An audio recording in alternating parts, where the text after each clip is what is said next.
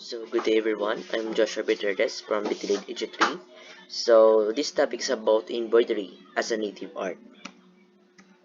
So our contents, historical backgrounds of embroidery, ancient embroidery, special kinds or types of embroidery stitches, include the basic and other types of embroidery stitches, design transfer techniques. So history background in ancient of embroidery. So first is that history of embroidery. Embroidery is a beautiful form of art that has been around for centuries, known for beautifully decorating fabrics with precise and high-quality designs. A beautiful art form that has been practiced for decades.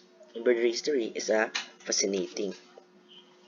So in recent years, the power of embroidery has been advanced dramatically thanks to advance in technology, from delicately hand stitch to the creation of machines that can complete a task effortless. So we all know naman na today's we use technology instead of hand stitch when it comes in embroidery. So the next is, what is embroidery?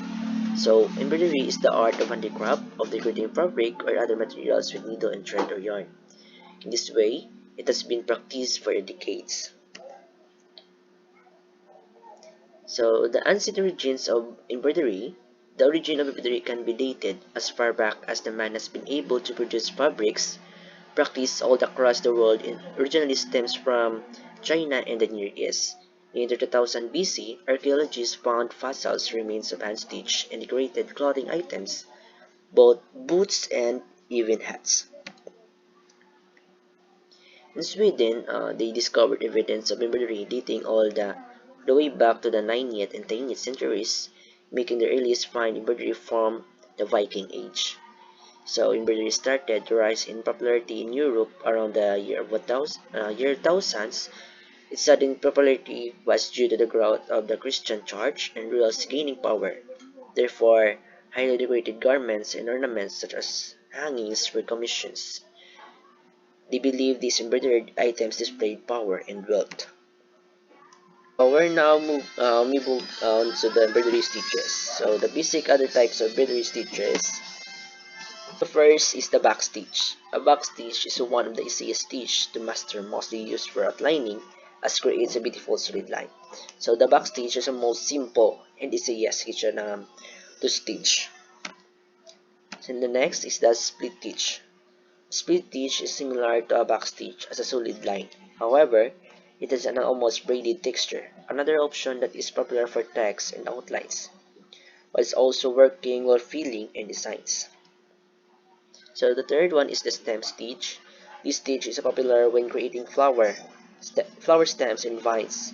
It is a beautiful option when creating designs that have curves.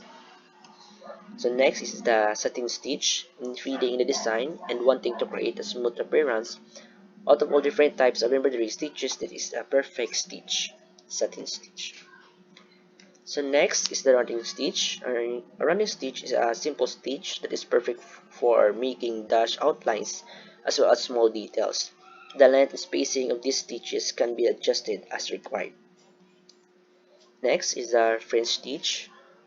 Out of different types of embroidery stitches, the French knots is one of the more intricate of stitches. This creates a pretty accent design throughout, with the thread held taut to one of the bring the needle down next to the space where it came throughout the fabric. So the next is a chain stitch. So one of the most complicated stitches is great for planning as well as a framing around specific pattern or designs. Firstly, the needle is pulled through the fabric, then brought down beside where it was first brought up. So the next is the feeder stitch. The ideal for when you want to cover a larger surface area. Simply bring the needle through the fabric and create a straight stitch, making sure not to pull thread all the way through the loop for it to form. Bring the needle up through this loop. So this stitch, so it may suffer difficult to stitch like this, the feeder stitch. So those are the topic about embroidery. And thank you everyone.